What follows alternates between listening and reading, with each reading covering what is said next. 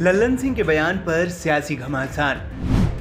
Duplicate OBC वाले बयान पर भड़की बीजेपी ने नीतीश कुमार को घेरा।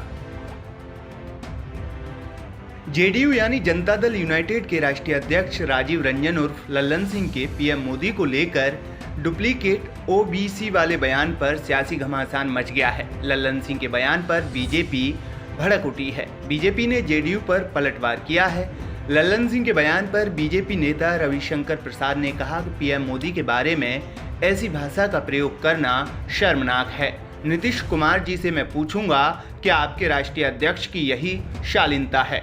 आज तक आज़ाद भारत के इतिहास में किसी ने पीएम मोदी के बारे में इस तरह की बात नहीं की। ये देश के गरीबों और पिछड़ों का अपमान है। आज मुझे लल्लन सिंह से एक ही सवाल पूछना है कि हमारे पीएम पर उनकी इतनी आपत्ति है तो 2019 लोकसभा चुनाव किसके बलबूते पर जीते थे?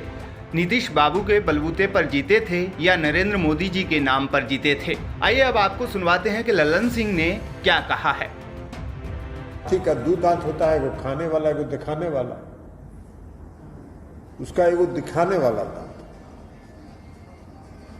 अब बताइए ना, 2014 के चुनाव में इस देश के आदरणीय प्रधानमंत्री नरेंद्र मोदी जी पूरा देश भर में घूम के कहे कि हम अति पिछड़ा है, हम अति पिछड़ा है। अरे गुजरात में अति पिछड़ा है? गुजरात में अति पिछड़ा नहीं है। गुजरात में पिछड़ा वर्ग है। ये उस पिछड़ा वर्ग में भी नहीं थे। जब ये मुख्यमंत्री बने गुजरात के, तब इन्होंने अपने समाज को पिछड़ा वर्ग में शामिल कर दिया। इतना डुप्लीकेट है या ओरिजिनल कहां से आता? अभी डुप्लीकेट आदमी घूम घूम के पूरा देश भर में कह रहे हैं कि हम अति पिछड़ा से आते हैं। अब ये आप बोल सकते हैं, हम नहीं बोलते हैं, हम डुप्लीकेट कर रहे हैं, इसलिए है नहीं। लेकिन आप कहते हैं वोट के लिए कुछ भी करते हैं। अब आजकल देखते नहीं है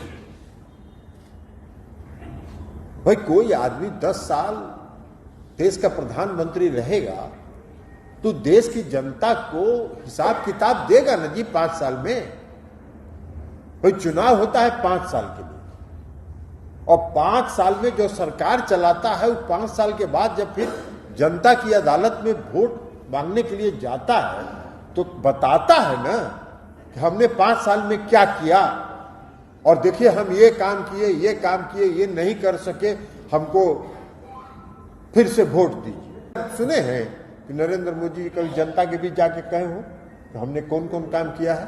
नहीं,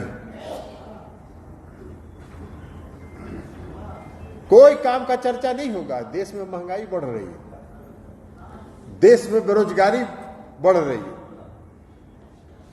जो रोजगार है उसको भी खत्म किया जा रहा है।